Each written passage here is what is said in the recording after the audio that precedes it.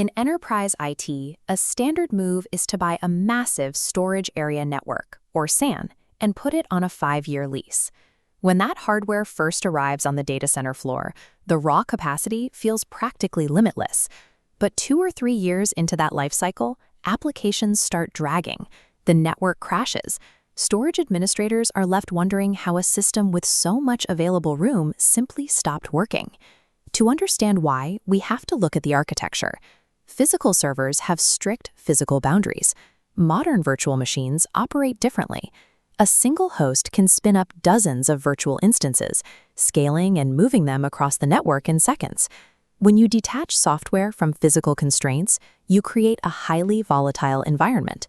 Traditional hardware planning simply cannot account for workloads that roam freely and scale on demand. This unpredictability is amplified by a modern storage technique called thin provisioning. Thin provisioning is designed to make a system appear as though it has ample free space, hiding the physical capacity limits from the operating system. Look at this 3D volume container. The system allocates a massive amount of virtual space, which appears as these hollow wireframe blocks. But actual physical capacity is only consumed when a host actively writes data to the disk, represented by the solid blocks at the bottom. The perceived free space is an illusion. The danger hits when a single host decides to write a massive amount of data. Because IT managers often lack exact documentation of which virtual machine sits on which physical disk, that single workload can instantly consume the remaining physical space, shattering the wireframe illusion. Without a clear map linking the virtual domain to the physical hardware, even a routine upgrade like adding a new storage array turns into a chaotic guessing game. Relying on software tricks to fake infinite space guarantees that when the system does hit a hard limit, it happens silently and catastrophically. A common reaction to a capacity crisis is to simply buy more raw terabytes or push the overflow into cloud storage. Adding more gigabytes doesn't fix the underlying math problem. The real driver of data bloat is secondary data. Every time a primary file is saved, the system generates snapshots, mirrors, and routine backups to ensure nothing is lost.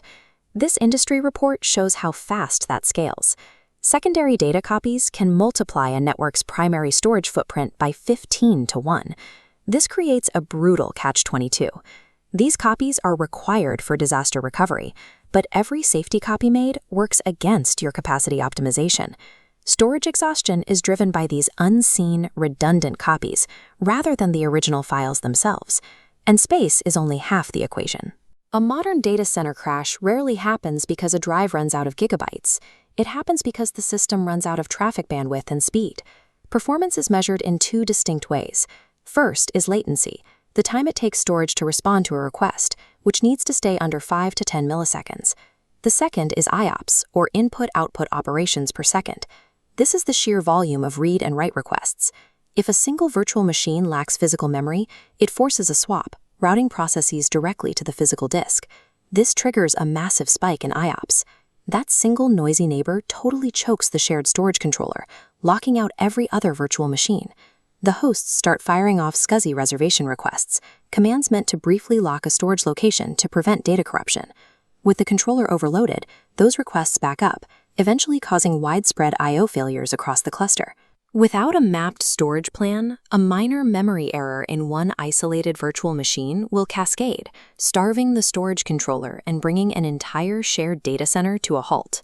The defense against these cascading failures is meticulous, proactive capacity planning.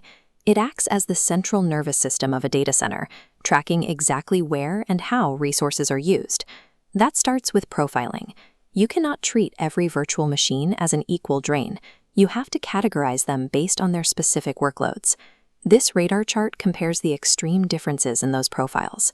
An idle virtual machine might sit between 0 and 50 IOPS. A heavy database server, on the other hand, can easily demand upwards of 50,000 IOPS simultaneously. Once you understand those profiles, you can implement hard safety nets.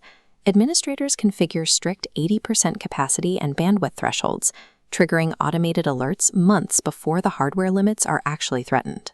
Mapping the virtual workloads directly to the physical domains they live on replaces chaotic guesswork with a predictable, engineered baseline. Strategic capacity planning shifts the focus from emergency troubleshooting to calculated purchasing. By establishing accurate growth rates, companies can safely delay unnecessary hardware upgrades. Since storage prices historically drop by roughly 10% per quarter, waiting to buy until you actually need the space yields substantial financial savings. Virtualization creates rapidly scaling software, but that software always returns to the hard limits of physical hardware. Planning aligns this digital illusion with physical reality.